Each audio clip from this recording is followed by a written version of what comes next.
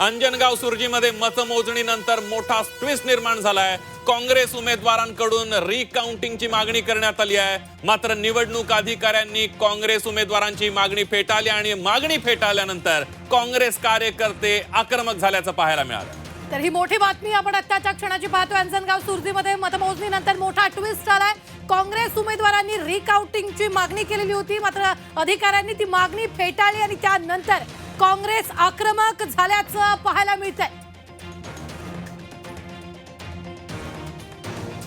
अंजनगाव सुर्जीमध्ये मतमोजणीनंतर रिकाउंटिंगची मागणी करण्यात आलेली आहे, मात्र अधिकाऱ्यांनी ही मागणी फेटाळलेली आहे। धुळे जिल्ह्यात निवडणुकीला गालबोट लागलेला आहे। विजयी मिरवणुकीवर मोठ्या प्रमाणावर दगडफेक झाली। एक मोठी बातमी, शिरपूर शहरातल्या वाल्मिक नगर मध्ये ही दगडफेक झालेली आहे। पोलीस तत्काळ घटनास्थळी दाखल झाल्याचं पाहायला मिळत आहे। धुळे जिल्ह्यामध्ये या निकालाच्या घडामोडींमध्ये मोठं गालबोट लागल्याचं पाहायला मिळत आहे। विजय मिरवणूक सुरू असताना दगडफेक झालेली आहे। पोलीस तत्काळ घटनास्थळी दाखल झाल्यात। शिरपूर शहरातल्या वाल्मिक नगर मध्ये ही घटना घडलेली आहे। तर ही मोठी बातमी आपण आत्ताच्या क्षणाची पाहतोय। धुळे जिल्ह्यात निवडणुकीला गालबोट लागले। विजय मिरवणुकीवर दगडफेक करण्यात आलेली आहे आणि त्याचबरोबर शिरपूर शहरातील वाल्मिक नगरमध्ये ही धक्कादायक घटना घडलेली आहे। घटनास्थळी सध्या पोलीस दाखल झाले असून या परिस्थितीचा आढावा घेत आहेत। मात्र आपण पाहतोय धुळे जिल्ह्यात निवडणुकीला गालबोट लागलाय।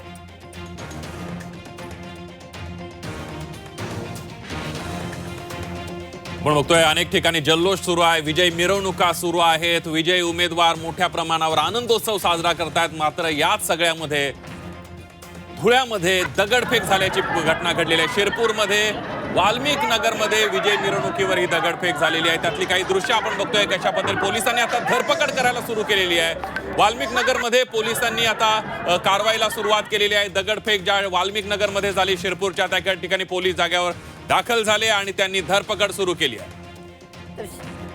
तर ही मोठी बातमी आपण पाहतोय। 25 वर्षानंतर पाथरीमध्ये सत्तांतर झालेला आहे। संदीप पाथरीची ही मोठी बातमी आपण पाहतोय। जुनेद खान यांचा 486 मतांनी पराभव झालाय, तर बाबाजानी दुर्रानी याचं देखील चित्र आपल्याला पाहायला मिळत आहे। यावेळी 25 वर्षानंतर पाथरीमध्ये सत्तांतर झालेलं आहे। बार्शीत देखील भाजपचा विजय झालाय। भाजपच्या तेजस्विनी कथले यांचा विजय झालेला आहे। तर पाथरीत बाबाजानी दुर्रानींना हा खरं तर मोठा धक्का मानला जातोय, मात्र बार्शीचं सुद्धा चित्र आपण पाहतोय। 19 जागांवर शिवसेना उद्धव बाळासाहेब ठाकरे पक्षाचा विजय झालेला आहे। बार्शीमध्ये भाजपचा खरं तर नगराध्यक्ष बसणार ही सगळ्यात मोठी बातमी। भाजपच्या तेजस्विनी कथले यांचा विजय झालेला आहे। 42 पैकी 23 जागांवर भाजपचा विजय झालेला आहे। यानंतर बघूया पुढली एक ब्रेकिंग बातमी येते। मोहोळ नगर परिषदेवर शिवसेनेचा नगराध्यक्ष विराजमान झालेला आहे। शिवसेनेच्या सिद्धी वस्त्रे हे नगराध्यक्षपदी या विराजमान झालेले आहेत।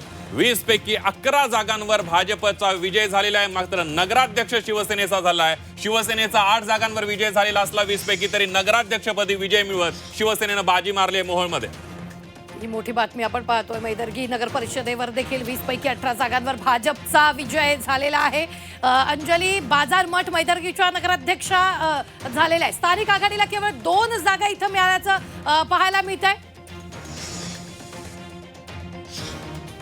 यानंतर दुधनी नगर परिषदेवर शिवसेनेनं बाजी मारली आहे। शिवसेनेचा नगराध्यक्ष विराजमान झाला आहे। 20 पैकी 20 जागांवर शिवसेनेनं भगवा फडकलेला आहे। सेनेचे प्रथमेश मेहत्रे नगराध्यक्षपदी विराजमान झालेले आहेत। 20 पैकी 20 जागांवर शिवसेनेनं विजय मिळवत विरोधकांना आणि मित्र पक्षांचा सुद्धा सुपडा साफ केलेला आहे।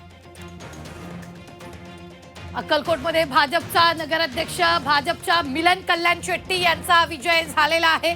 25 पैकी 22 जागांवर भाजपचा विजय झाल्याचं पाहायला मिळतंय।